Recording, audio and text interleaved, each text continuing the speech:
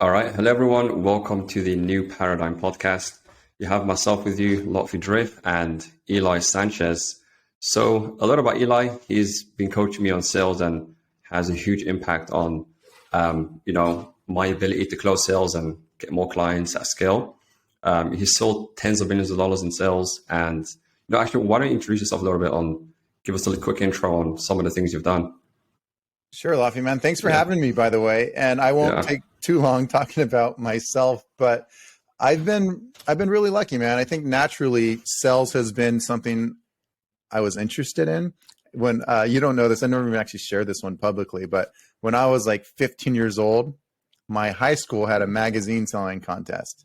And I was first in that, and then I was 18 years old. I was selling suits at Nordstrom, and I was top 2 in the entire company for the 2 sales that they had at the men's half year, like the 2 yearly sales, And so I think I naturally enjoyed sales. But a lot of it was just me being naturally passionate and maybe confident in my abilities, but I didn't really have the skills. But over time, I was lucky enough to have really good mentors, and I was lucky enough to learn some really cool techniques. And then I realized there's actually like a system to sales. And so fast forward a little bit to not bore you guys. We've sold well into the 8 figures, so tens of millions for our own companies that we have. We own gyms. We have kind of like business coaching as well. And then, as you know, I teach sales all over the world now. And so that's kind of where I'm at. Amazing. Yeah. So I think one of the first things we touched on when you were coaching me, I think that's a great point to start with. It's the whole idea of like boxing people in sales. I think it's, it's a very interesting way of like persuasion during the call to get people to see your value, the value of the product, and get them to actually open up. I'd love to get into that for a bit. Sure, man. That's a fun thing, right? And that's really what I think any great salesperson would figure out eventually. Like if you ask anyone who's taught sales for a while, you say, what are like the 3 most common objections? We all kind of know, well, it's too expensive, right? So the finances, let me think about it, it's not the right time. So there's finances, there's timing, or people will blame it on some type of other person. Like, let me talk to my business partner. We don't make decisions on the spot. Let me talk to my wife. Let me talk to my husband, right? So there's like the spouse thing, right? So it doesn't take too many calls for you to start seeing a theme like, okay, there's finances, there's timing, and there's spouse. Those are typically the evil trifecta is what we call it. The 3 main objections, right? And so if you know, like, okay, those are my 3 main objections that I'm getting consistently, the answer becomes, I should ask questions early in the call that kind of box them in the way you're using it. The term box is a great, kind of box them in this area where it pre-handles those objections. So you don't have to deal with finances or timing or spouse at the end of the call. And the cool part is, we've helped tens of thousands of people learn sales. Most people have the same objections and most people have the same beliefs. So if you really want to master this game of sales, it's not just pre-handling those 3 objections. You also handle the beliefs that they would need to have in order to sign up. So in other words, like say you're selling ads, right? What does someone need to know? What does someone need to believe about themselves, about what they believe around investments, what they believe around time, what they believe around, freedom? What are those thoughts? What do they need to believe in order to sign up with you for your ad agency? So you're charging $15,000 for ads, right? And so then we understand, well, they need to know for sure, for example, that they can't do the ads themselves. That's an obvious one, right? If they do them themselves, they're going to lose time and they're not going to do them as well as an expert.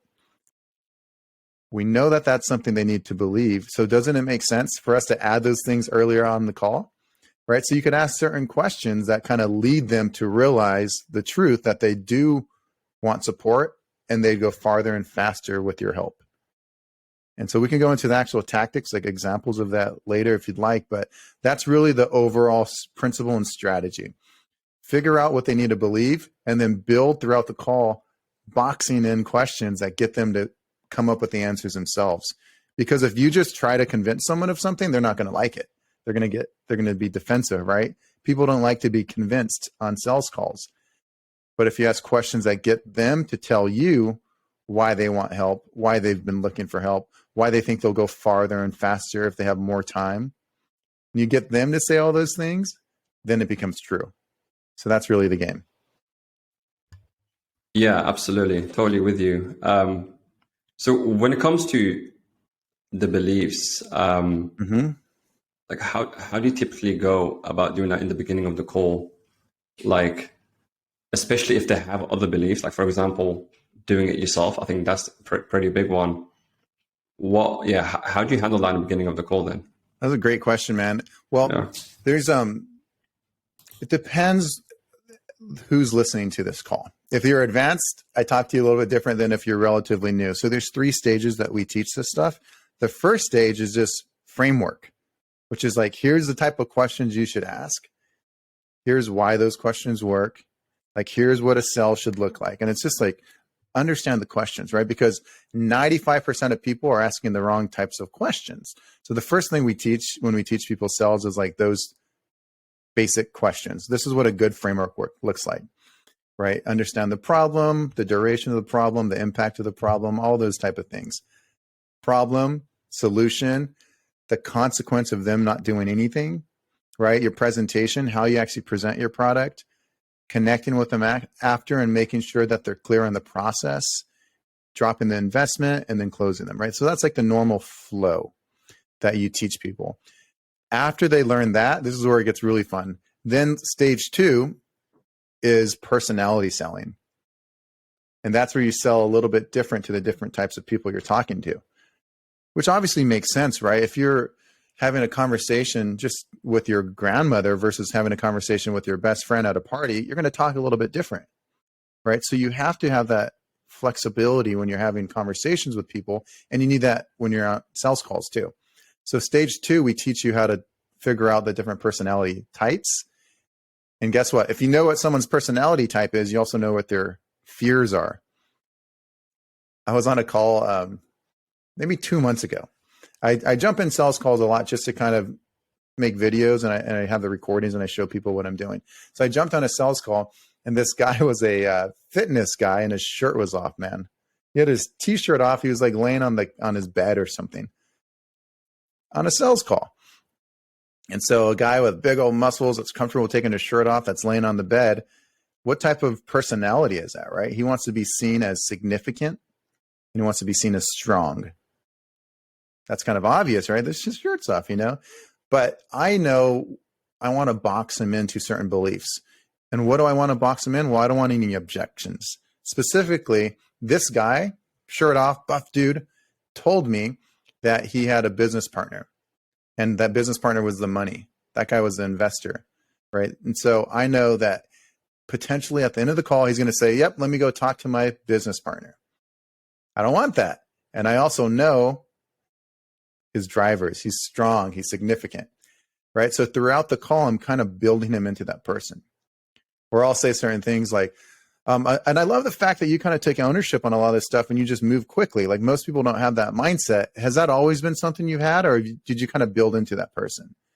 And he's like, no, I'm always a guy. Like if I say something's going to get done, I make it happen. I'm like, I love it. And at what point did you decide that you might go farther and faster with some support?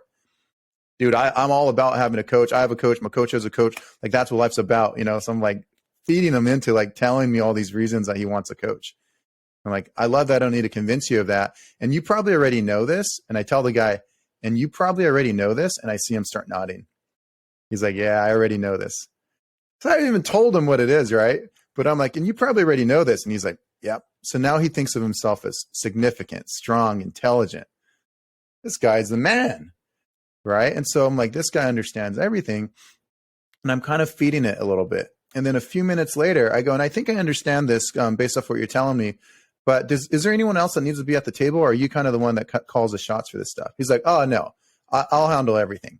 So now he doesn't know, but he just took off the excuse that he needs to talk to his business partner.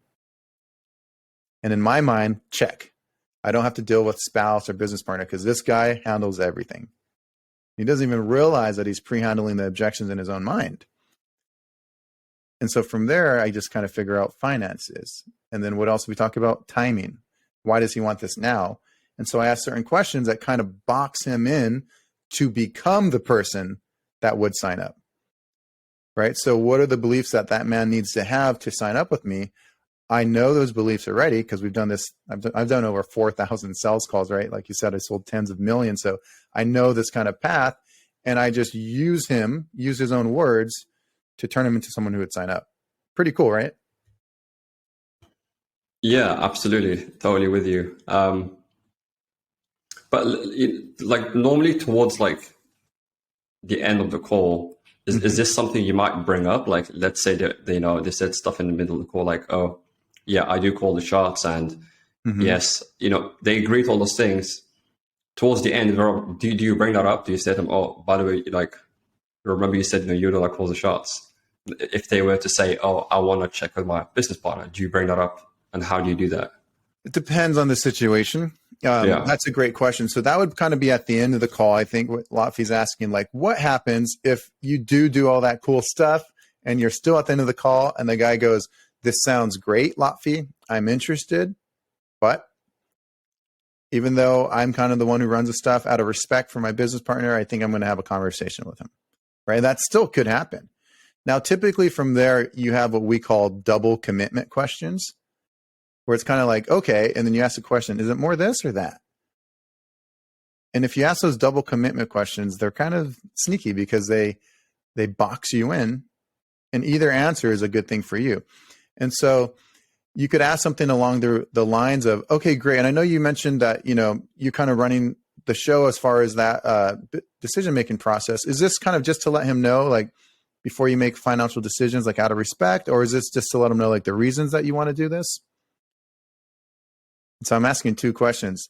No worries. You want to talk to your business partner. Is this to kind of let him, just out of respect, you kind of include him before you make those larger financial decisions? Or is this to kind of let him know the reasons that you think this is a good idea? And he's going to say probably both. But even if he just chooses one, they're both good answers for me. Yep, this is just to let him know the reasons I want to do this. Or, yes, before I make larger financial decisions, I include him. Notice how I said before you make financial decisions. I still labeled him as a decision maker. Right? So I'm asking these type of questions, and normally I'm using the word you're using, boxes people in. So if I say, okay, let's call this big buff dude Bobby, big buff Bobby, right? And so Bobby says, I'm all right, this sounds good, man. I think I'm going to do it. I'm going to swing it by my business partner first. Like, no worries, man. And is this just before you make larger financial decisions, you kind of include them, like, out of respect, or is this kind of to let them know the reasons you're interested in doing this? No, it's, yeah, I guess it's kind of letting them know. Okay, cool, man. And when you, just so I know, like, if he doesn't understand the reasons you want to do this, what are you gonna tell him? If he doesn't understand the reasons you want to do this, what are you going to tell him? And the significant guy is going to be like, oh no, if I say it, it goes. Like, this guy's not, I'm going to tell him this, I'm going to tell him this, I'm going to tell him this. Right? Because he's in charge. He's the one who makes the decisions. And in that moment, he's going to convince me, or more importantly, tell himself, his own brain, why he wants to sign up. Because you're kind of boxing him in with those double commitment questions. You kind of see how that can still box him in even at the end of the call? Yeah, absolutely. Yeah. It's pretty cool, right? 100%. Yeah. So typically, most people that do like sales calls these days, they have like application forms, that come before the call, and they'll ask questions like this, like, prior to even getting on the call nowadays, right? Like, how much of an effect have you seen that have on the call? And like, are these, let's say you do ask them on the form, like, these questions, is this something you confirm again in the beginning, or do you just like assume that it's kind of there already? Like those handling the objections through the marketing ahead of time type of question? Yeah, like let's say on the survey, they already said, yeah, I am the decision maker and I have the resources to invest and right. all the good stuff. Like, do you still confirm? If so, how does that work? So the reason why I typically will still confirm is because of the emotion. and this is going to get a little bit more advanced, but really all this is getting people into a state that makes them feel like mine, right? You got to put people in a resourceful state.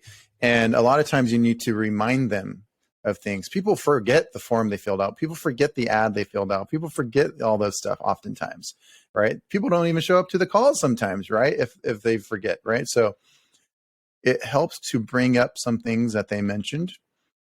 And so I do bring them up, but I bring them up briefly. And there's all these different ways to figure out finances, right? But yes, for example, if Lotfi's saying like you ask an application ahead of time that says something along the lines of, obviously, whether you're investing in yourself or a course, investments take investing. So if you found this would be a great fit for you, would you be willing to invest financially? Right? It's kind of like are they open to paying for this type of question? Yeah, great to ask those questions to filter out if they qualify ahead of time. But then when you're on the call, it doesn't hurt to ask certain questions too about like where they're for a return on investment offer. Like you might have like, where are they currently at with their business? Love it. What's the goal with the business? Okay, cool. What's the financial goal? Great. Is that sort of like your end goal? Is that sort of phase one? That's a double commitment question. Is that sort of like your long-term goal, or is that just kind of phase one? Well, that's kind of phase one. Oh, I love it. And I love that you have like kind of phases. That's going to be super helpful. What is kind of the big goal, just so I understand. And they're going to tell you like their bigger goal. Now you have a financial gap of where they're at and where they want to be. The bigger the gap, the more pain there is, right? And then that it can be a qualifying question too, where you go, okay, great. And one of the things we obviously specialize in is getting people from A to B. So just so I have a little bit of context, what are you currently doing? Where are you at with A? Okay, now how many leads are you getting? And what's that average price point? Just so I have like the most common price point. What is that? You could do some quick math. They're getting 20 signups a month at $1,000 a month. You go, okay, they're bringing in 20,000 per month.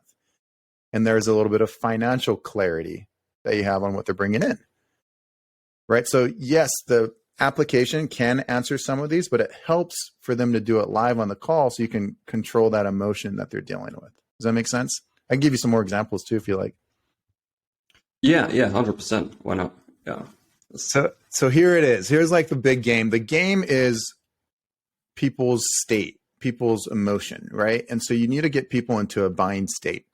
And if I'm dealing with someone who is way too confident and he feels like he doesn't need any help, he won't need my help, right? So you think of this almost like this area that people buy. If they're too confident, they're not going to sign up. And if they're too beat up, they're not going to sign up, right? So you need to get people in this window, this parameter where they actually will sign up, right? That bind pocket. And so if you want to get people in that bind pocket, you have to say certain things to get them in there, right? Like the guy who was too significant, I asked him questions like, I love that you actually understand all this stuff. And at what point though, did you realize you might be open to getting some support? And he's like, well, here's why I need support, right? So he's telling me that he needs support. So I'm pushing him. He's not going to do this on his own. And I'm like, oh, smart move. I'm telling him he's smart for saying you want support. Smart move. Yeah. Study after study shows you go farther and faster with support. So I'm glad I don't need to convince you of that. I guess though, so I should understand. And then I ask my next question. So I'm like, smart move. Yeah. Study after study shows you go farther and faster with support. I'm glad I don't need to convince you of that. And the significant guy is like, nah, I've known this my whole life, right? Or whatever it is, right? So now he's super confident and I put him in that pocket. Whereas if there's someone else that's like, I tried ads in the past, it's a mess, nothing seems to work, or whatever the program is that they're buying. I've tried, business coaching, nothing seems to work. I've tried this, nothing works. That person isn't going to sign up because nothing works. Why would your program work either? So he's still on the other spectrum. Maybe he's on the lower side. So that person might be looking for pity, right? They want you to like feel bad for them. They might be looking for understanding, right? And so we need to pick that person up. And so oftentimes when I'm dealing with that person who nothing seemed to work for, I go, well, just so I understand, tell me a little bit about the approach you took last time. I took this and this and this. Well, that makes sense, man. You had like 3 things you were juggling, and then you were trying to do a lot of this on your own. Like one of the things we talk about is let specialists do what they specialize in. And so in a way, you're kind of set up to fail. Like one man can't do 10 jobs. It sounds like you were trying to do like 10 things. And they're like, yeah, I was juggling a lot. Well, I mean, it makes sense, man. And, obviously I'm glad you're on the call and you didn't, give up. Like if you get in a car accident, it doesn't mean you should never get in a car again. But the fact you're actually on the call shows that you have the right mindset for, entrepreneurship. At what point did you think you might even be open to getting some support again? So now I built him up. It makes sense. It makes sense that you're not where you're at. You were kind of set up to fail. You didn't have everything you need. You were doing things on your own. You didn't have a specialist doing what they specialize in. Anyone could have failed with that, man. It totally makes sense. But the fact that you're on the call shows me you have that entrepreneur mindset. At what point did you think you might even be open to getting some support again? Because I built him up where he's like, yeah, you're right. It isn't my fault. It's not my fault. I was set up to fail. And now I can get after this and be set up to succeed. And then I asked, at what point did you think you might be open to getting some support? He's going to be like, oh yeah, the last couple months, he's going to give you a good answer because I lifted him up. Think about his emotion and his mind state. I brought him into a more resourceful state. Instead of me saying, well, why didn't anything work? And he starts blaming things on everyone else. Do you see the difference, the distinction on what I'm doing to make him get in a more excited state? Yeah, absolutely. I'll give you one more for your audience. This one's great because I was selling a $30,000 program. And I know I want to get this guy excited about the future. And so I get on the call. And by the way, he had already bought like a $3,000 program that we had. And so the trust was a little bit higher already because he knew the quality of our program. But I get on the call and I'm like, we'll call him Steve. Get on the call and I'm like, Steve, how's it going, man? And he's like, oh, dude, terrible day, rough day, man. People weren't showing up to my sales calls. The prospect that I'm trying to upsell is saying people weren't showing up to my sales calls. I'm getting all these complaints from my business. And on top of it now, my girlfriend is giving me a bunch of trouble. But in the end, I got to try to figure out how to make it all in a beautiful way. Those are exact words. And so as someone who's beat up, who is not making any sales, who's getting people asking for refunds and complaints and his girlfriend's mad at him, is he in a resourceful state to pay me $30,000? Not, right? And so I know I got to turn this guy around. And so he messed up though. If you notice, what word did he say? What positive word? He said beautiful. He goes, but in the end, you got to figure out how to make it all in a beautiful way. And so I'm like, dude, yeah, that's tough, man. And that's frustrating. So not everyone has that skill. So how do you turn things around when you have those rough days and make it end in a beautiful way? I'm curious. He's like, oh man, you just got to realize this is just one day. Like in the end, next week will be better. And then there's ups and downs and peaks and valleys. And, that's his business, man. But you got to just keep your head up and keep moving forward. So I'm like, I could feel him building up back into a better state. And then I go, in my mind, I think, oh, he mentioned his girlfriend. It's a little bit more advanced, but I could pre-handle girlfriend objection right now. I could pre-handle the spouse objection now so I don't have to deal with that at the end of the call. And so I'm like, I love that you have that way to turn things around into a beautiful way. And you have the right mindset, by the way. Like you said, there's ups and downs. But I have a question, man, because it's always tricky when it's your girlfriend. How do you turn things around when it's your girlfriend? And he's like, oh, you want to know the secret? Here's how to handle your girlfriend. Here's what you do to make sure your girlfriend's on board. And so now in his mind, he's coaching me on how to handle his girlfriend without realizing he can no longer say yes to ask his girlfriend for permission to spend $30K. And so he pays $30K. So you see how I'm playing with people's state, getting them in a resourceful state where they're more likely to feel like buying and at the same time pre-handling objections. Right. So we recorded 100 calls. I closed 90. It was 91 of 101 calls on a batch of calls. And it's these type of advanced things that we're doing. It's not too hard when you have the framework in front of you, but is that helpful for you, Lafi? Yeah, absolutely. That's very helpful. Maybe we touch on this a bit more. So yeah. So all those calls were for the 30K program? No, the 101 calls were 3 different programs. Some were business coaching, some were sales coaching, and some was ad agency. I threw in a couple for my gyms. I did 4 or 5 just sales calls to show my sales teams at my gyms how to do sales calls, but it was mostly those 3 things. And the 30K offer is that upfront or is it spread out, or how does that work? That was up front. Yeah. If you spread it out like Wow. anything, it's more, larger payments. Yeah. Well, so what was the offer exactly for the $30,000? So this one was months ago. So the price point now is $50K for that same offer for us. But the $30K was more one-on-one coaching, right? So he already did the sales training, which was like our $3,000 adjuster course. And then he went into the team sales training, where it's like group training, where we teach you and you can ask questions in a group format, which was like $15K. And it included a one-on-one with me and a one-on-one with Eli Wild. And so if you get a one-on-one, a lot of people are like, that one-on-one alone is worth the price of enrollment, So he learned stuff on those one-on-ones that made him like $40K. And so he's like, I have this money. What's next? Like, what else do you guys offer? And you go, well, we have this year-long program where we actually look at the sales teams. We actually look at this. We look at that.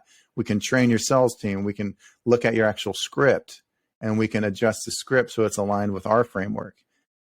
We can give you one-on-ones, right? So that was what he signed up for. Amazing. That's amazing.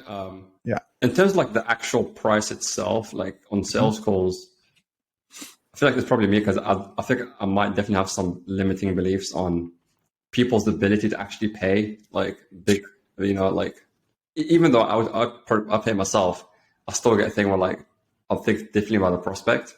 Mm-hmm. Like bigger price points like 15, 20, 30,000, 40,000.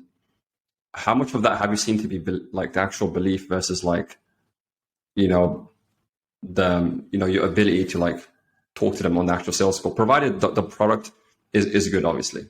That's bingo, what you just said right there, right? Provided the product is good. So everything I'm about to tell you, I'll tell you how you can sell like anything, $50,000 products. I'll teach it to you right now. But remember what Lotfi just said, provided the product is good. That's so key. Not just that your product is great, but that you truly believe 100% that your product can change people's lives. You truly believe in your product, because if you truly have that confidence, you also are going to have some composure when someone gives you some questioning or some objections, or they say, wow, 50,000 seems like a lot of money. I don't think I have that. And if you don't trust that your product's worth 100,000, then it's going to be hard to make that sell. So you really, step one, everything I'm about to tell you does not work unless your product is good and you truly believe in your product.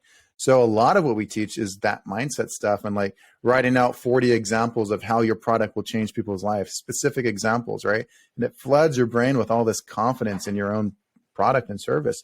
And so we teach a lot of that confidence stuff first in your product. But now, let's say you have a badass product. How do you actually charge people $50,000 for your product? Because by the way, there's probably someone in your space, whoever's listening, whatever your space is, there's probably someone charging $50K. And I remember when we first had our gyms, we had 1,000 active members over 5 locations, and we still got the gyms, but at the time we were charging less money, like $100 to $150 a month. And what was interesting is what we started doing was we got better at sales, got better at our confidence, and we tried a new approach, and we quadrupled our prices overnight. We went from charging people $150 to $600. And by the way, now we charge $50,000 things, right? But back then that was a big jump for us to charge $600 to someone who's never even stepped foot in our gyms. And what was crazy is a year after we started that, we had more members. You would think you would lose members, but make 4 times more, and it made sense. We actually had more members. Why do we have more members? Well, if people paid more, it actually improved their experience. Did the experience change? No, but their perception of it changed. That it could be profound if you guys watch this again, because it's, 10x my income. Their experience, we still have the same schedules, we still have the same coaches, we still have the same formats of the classes. The class is actually going to change. But by us having better sales, where we really understood their goal, the person they wanted to become, the problems they were experiencing, and we created a customized approach to fix their problem, they were now buying a better future. And because they paid premium amount, they thought of it as this huge investment. And so they made sure that they got the result that they wanted out of this big investment that they made.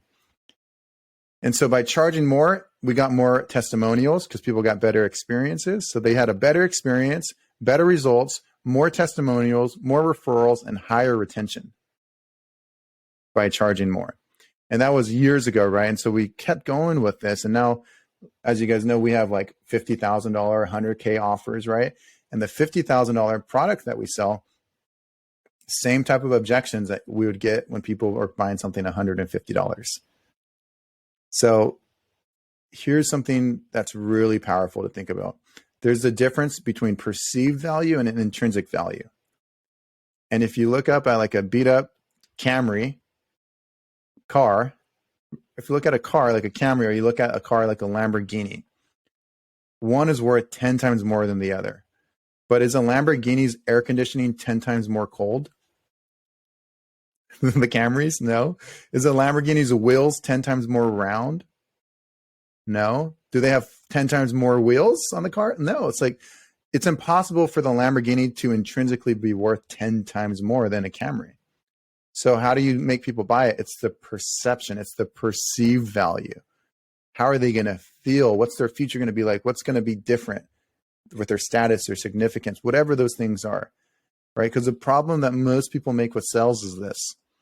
Most people are stuck selling the features of their program instead of selling the future of that person. So stop selling the features and start selling the future. And if you do that and you charge more, the perception is so much higher, they actually will get better results. And that's what we want, right? We want our clients to have the best results ever. And I heard one of my coaches once say, if you're the cheapest, no one will expect you to be the best. And if you're the best, no one will expect you to be the cheapest. Which means just by charging more, once you have an amazing product, just by charging more and having a good sales process, you automatically are separating yourself from the competition in the client's mind. And that's all that matters. Does that help answer some of the questions for you? Yeah, totally. Absolutely. Yeah, the perceived value increase in the price. I mean, it also brings about better clients. Yes. I've noticed. So, 1,000%. Yeah. It brings by better clients, and they're going to refer you to better people. And then also it brings out the best in that client, which most people don't talk about. Because so many times people make the mistake of saying, and you probably have dealt with this yourself, man, like the leads are low quality. You know, the leads are low quality. Well, it's up to you to qualify those leads, right? And it's up to you to turn that person who's on the fence into an enthusiastic buyer, right? People are people. And there's a lot of people who don't have 50,000 in their bank, but are willing to get a loan out for 50,000 if they have a high likelihood of success.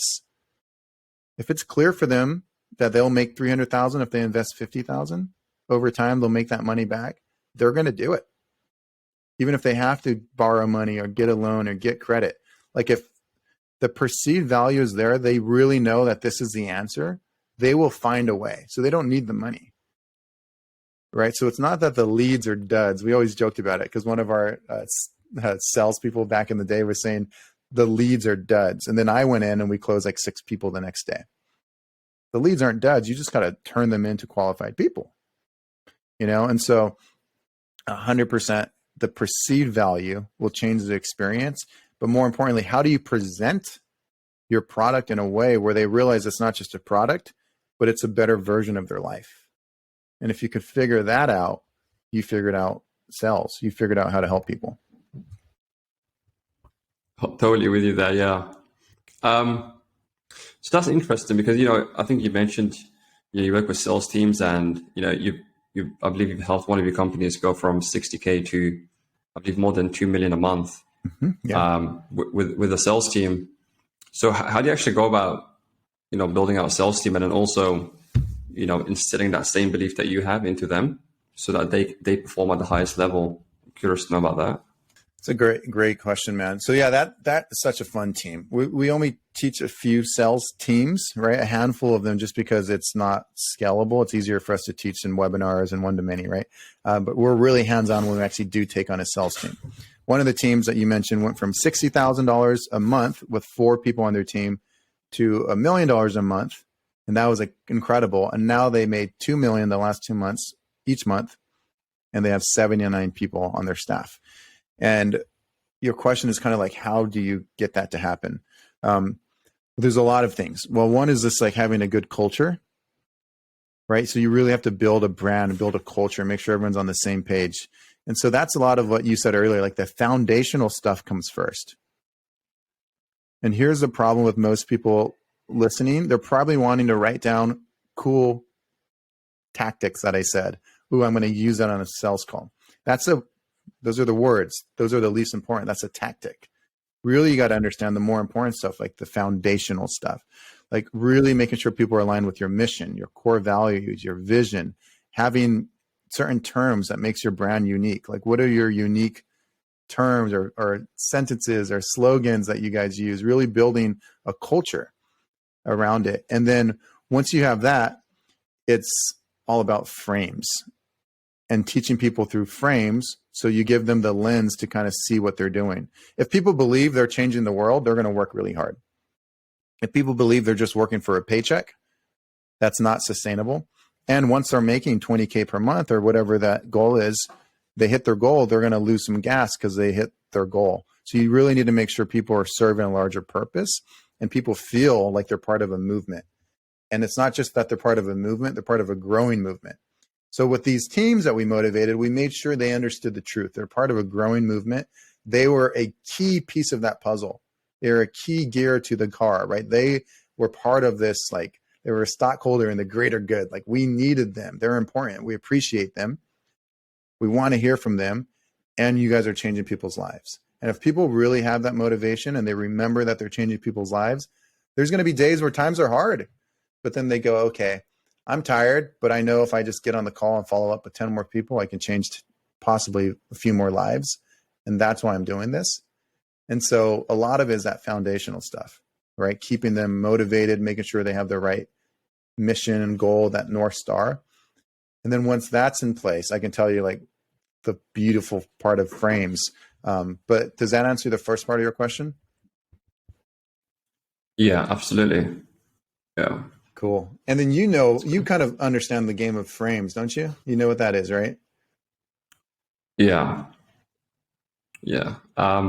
So just setting the right frame. Mm-hmm. I guess in the beginning of the call, creating that frame. Yeah. So like you asking the questions and them answering. I saw one of the sales calls you did Mm-hmm. with a guy in the group. That was very interesting. Oh yeah, what did you get from it? What was interesting? Yeah, definitely. Just the way you would kind of respond to the things you were saying, Mm-hmm. and then also just having that, also just always kind of asking the questions. Yes, But 100%. yeah, but there were definitely quite a few things that I missed out on there that you pointed out later on about the objections that he gave, which I didn't even notice because like the call felt very smooth and I didn't actually even notice some of the objections that came up. Yeah, that's the best part. Like, so here's the one thing that you did good on a sales call. If at the end of a sales call, Lotfi, someone says, hey, I was going to sign up anyways, man, so I'm excited. And they say, I was going to sign up anyways. That's one of the best things because that means they feel like it was their decision the whole time. That means they didn't even realize that I was asking questions that turned them into the buyer. And I hear that often. And in my mind, that's like the badge that I know I did my job. Because you've heard this before, but people hate to be convinced, but they love to buy. People love to buy stuff. They love to make investments. We'll take a picture. I just bought a $70,000 car with a ribbon on it. Here's a picture for Instagram. Like people love to buy stuff. People love to get things, right? So they love to pay for things, but they just don't want to be convinced or sold. They don't want to be like pushed. And so the best salesperson is going to ask questions that allow the listener to come up, or the audience or the prospect to come up with these beliefs themselves, these agreements themselves, these ideas themselves. And so by the end of it, it just is a no-brainer at the end of this. It's like, yeah, this makes sense because when you handled finances, timing, spouse, should I do this alone? Am I coachable? All those things, you've handled them through certain questions. And what happens with the brain? How does a brain make decisions? Well, it makes decisions based off the information in its head. So if you planted information with certain questions early on in the call, they're going to use that little calculator at the end and think of all their objections. Let me think about it. Well, I can't say that because I told them why I need this now four times already. It's too expensive. I can't say that because I just told them why this can get me 4 times return, or this can change my life. Let me talk to my wife. Well, I can't say that because I just said she's supportive. We're in a healthy relationship. She wants this too. Right. So their brain goes through all this stuff in split seconds and they go, okay, this sounds good. So what would be the next, how does this work? And they're sold. Right. So that's exactly the game you're playing. Absolutely, totally with you. So just to touch back on like pre-framing. Yeah. Like when it comes to because you gave me some advice when we spoke, this was a while back, about, because I think one of the things that I had was people who, they believe that people kind of wanted like media buyers and whatnot, but with my solution, I taught them how to do it themselves, even faster and cheaper. And you mentioned, to mention that in my marketing and whatnot. But generally, like, what's some of the strategy you use when it comes to pre-framing in your marketing, on the marketing side? That's like the whole game, man. The pre-frame, and that's a great question, I think, to go over. So basically, what we did for you, and it worked really well, is we figured out a frame that allows your audience to be more likely to become a buyer, and it was all true, right? So, this is really cool, man. The whole frame game. I was lucky enough. Me and Eli Wild flew over to Fort Lauderdale, and over there we're in a program. One of our friends and mentors, Myron Golden, is there, and I was sitting at dinner next to him, and he's kind of famous because he sold for Russell Brunson, ClickFunnels, record breaking. He's one of the best selling from stage, and so him and I were breaking down what he did. And so I asked him questions like, "Hey, you did this, and at first he wasn't really telling me like all the cool little ninja tricks that I was trying to get out of him, And then I think he realized, oh, this guy's legit. Like he knows all this stuff. Cause I was like, really? You did a interruption pattern, and then you changed the VAK, and then you did a, fractionation, and then you jumped to this frame, and then you did a morality frame, and then a self-selection frame. I went into all this stuff, advanced stuff, but he was like, oh, God, this guy knows what he's talking about. And then he told me, all right, here it is. And he gave me all these secret things that he does to set frames. So this is Myron teaching me how he sold in 27 minutes, like $3 million.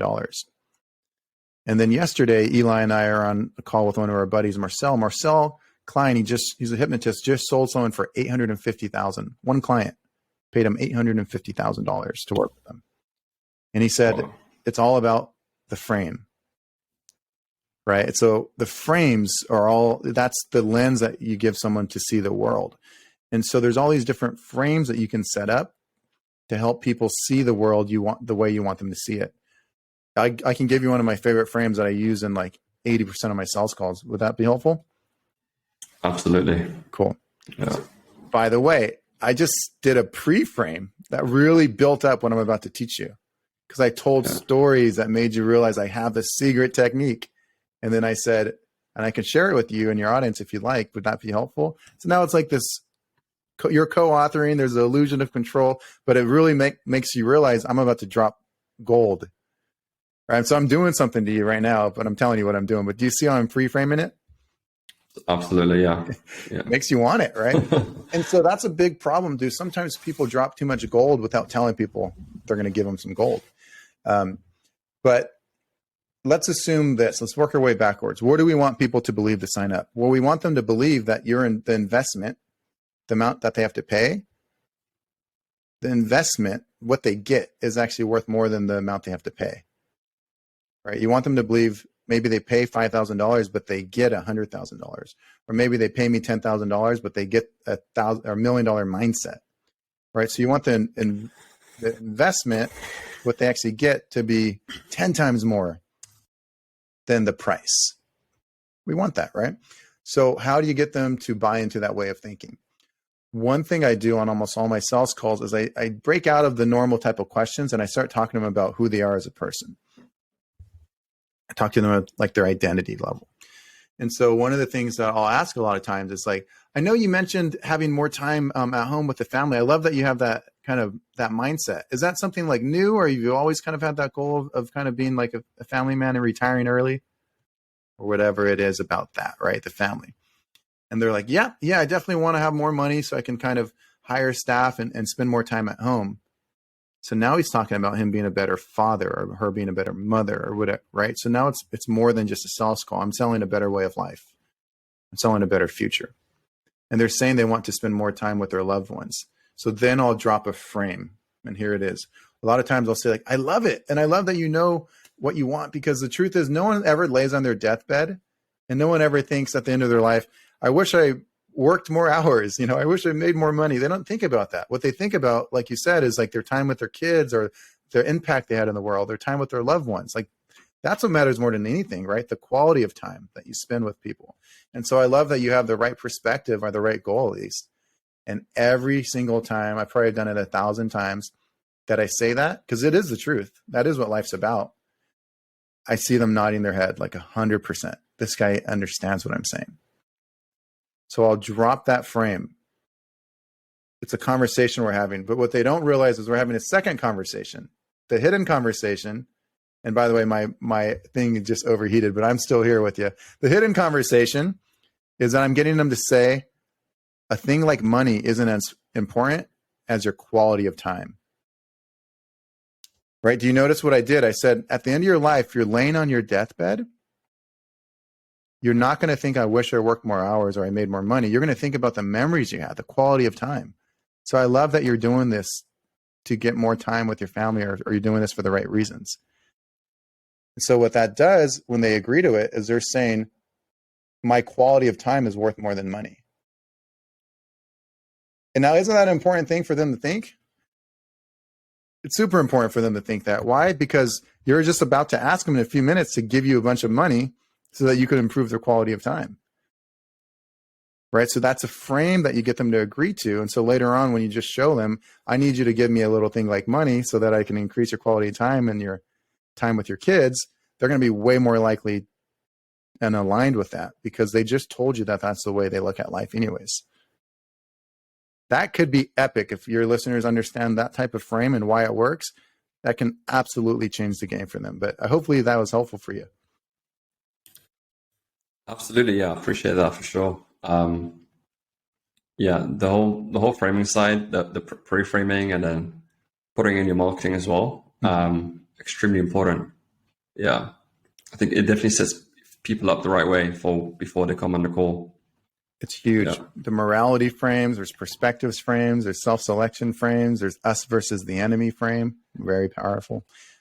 All these frames, the better you understand them, not only can you be more impactful and help more people, but you also be aware of it when marketers are trying to do it to you, when you're watching commercials, when you see other people do it. And you could see through when people are doing it authentically and if it's in alignment and in congruency, or you could see when people are just trying to trick you.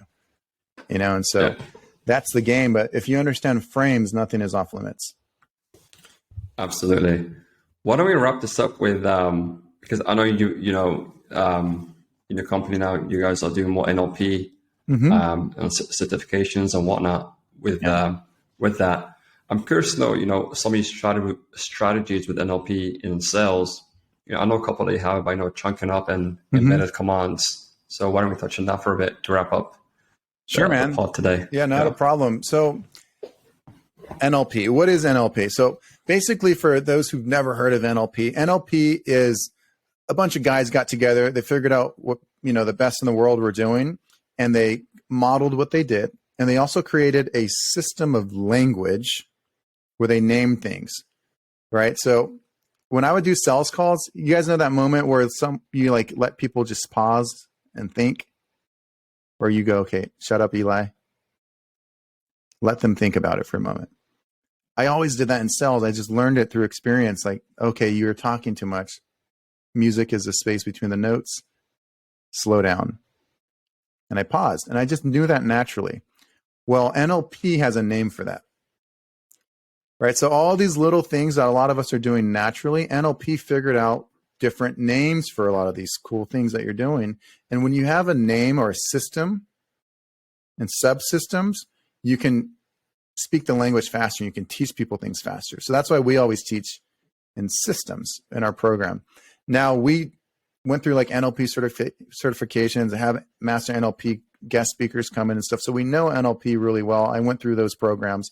I love it. But we kind of took the best of NLP and put it into the sales context, because NLP, there's really two types of NLP. There's like the fun, cool language stuff. And then there's a real strong therapeutic side of NLP. Most of NLP is the therapy side stuff, and it works really well for a lot of people, but it's not as applicable to sales. But there's like 4 or 5 things that are really good with sales. And I think you're kind of asking like, what are some of those things and how to use NLP for sales, right? Yeah, absolutely. Yeah. So there's a few things that you can do. One interesting idea is, because I'm going to use some NLP terms now, is there's chunking down and there's chunking up. It's making things more specific or making things mean bigger things. So that was one idea that I was talking about when someone says, yeah, I want more money. And we kind of figure out, well, what's the drivers behind that? Okay, cool. So when you say more money, is it this or that? Well, it's this amount of money. And if I had more money, what would I do? I'd have more freedom. Okay. And when you say you want more freedom, is that more so that you can like travel a little bit more and spend some more time at home? Or did you mean more freedom like you can hire a team below you? I meant more freedom like both. Actually, I want to hire a team and I want more freedom at home. So they're telling me these things. I'm chunking up and making it mean more than just the money thing. So I'm chunking up to a bigger picture. That's one cool thing that you can do.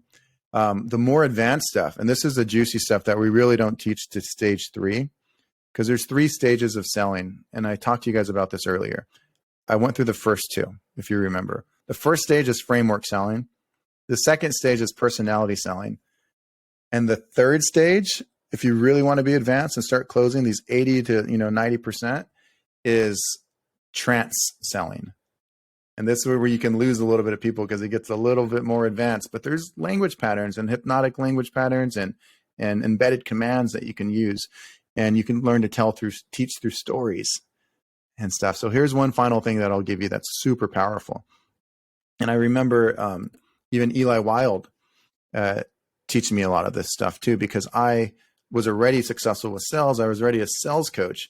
And then Eli one time is on a Zoom call with me, and he saw all these things I was doing, but I was closing like 80%. And he goes, if you just do this one thing, you'll be able to close even more. And he goes, if you really want to focus on sales, you need to understand this one thing. And so I'm like, I need this, right? So he goes, there's something called embedded commands, and you could speak directly to someone and they're going to listen to you. They'll understand that they need to sign up today if you do this. And so it's called embedded commands. And what you can do is, instead of just telling someone on a sales call, you should sign up, you can hide it in stories.